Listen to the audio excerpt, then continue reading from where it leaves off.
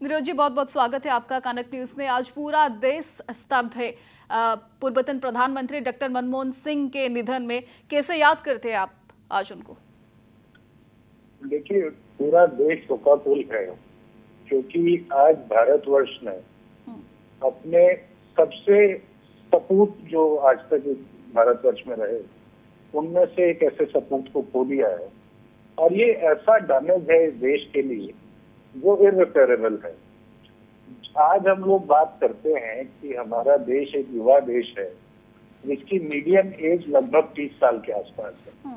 ये सब वो बच्चे हैं जिन्होंने मनमोहन सिंह जी के लिबरलाइज भारत में पहली सांस ली।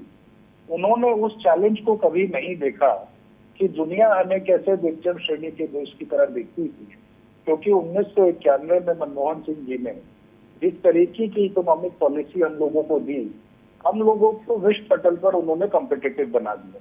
उसके बाद जब वो प्रधानमंत्री बने तो इस देश की जो बुनियादी जरूरत थी, जो नौकरी की उस समय जरूरत थी, तो मनरेगा जैसा कार्यक्रम लाकर पूरे विश्व में उन्होंने कीर्तिमान स्थापित किया कि 100 दिन का रोजगार ग्रामीण इलाकों में जो सबसे ज्यादा जरूरत थी वो उन्होंने लोगों को दिया। उसके बाद अपनी सरकार के लिए कभी उन्होंने ये नहीं सोचा कि मेरी सरकार किसी फैसले की वजह से चली जाएगी लेकिन उससे मेरे देश का नुकसान ना हो, तो उन्होंने वो जो 1, 2, 3 न्यूक्लियर डील आपको याद होगी, जिसके अंदर कम्युनिस्ट पार्टी कहा करती थी कि हम अपना समर्थन छीन लेंगे।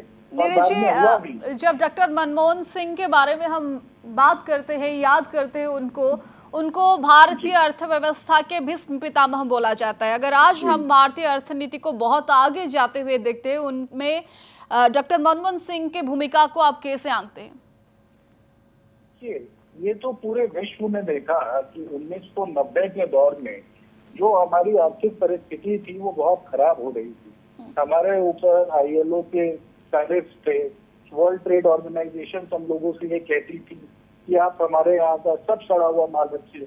लेकिन उस समय राजीव गांधी जी ने जो पॉलिसी लाई, जिसको आगे क्रियान्वयन मनमोहन सिंह जी ने किया, उससे हमारा देश ग्लोबली कॉम्पिटिटिव हुआ।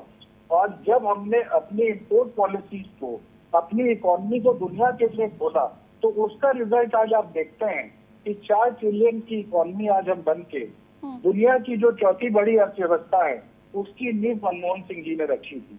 तो आज हमें उस महान पुरुष को याद हमेशा इस तरीके से करना होगा जो उन्होंने कहा था अपने आखिरी प्रेस कॉन्फ्रेंस में कि history will be kinder to me. आज जब आज से 5 साल 10 साल के बाद बच्चे उनका इतिहास पढ़ेंगे तो कहेंगे ये एक महामानव था जो इस भारतवर्ष का उद्धार करने के लिए धरती पर आया था। और उसके जो फल है, जो वृक्ष लगाए हुए थे, उसके फल हमारे आने वाली जनरेशन हमेशा उसको रीत करेगी। जी बिल्कुल, बहुत बहुत शुक्रिया। AICC मुखपात्र नीरज मिश्रा जी आम सहित जोड़ी आलोचना करथिले।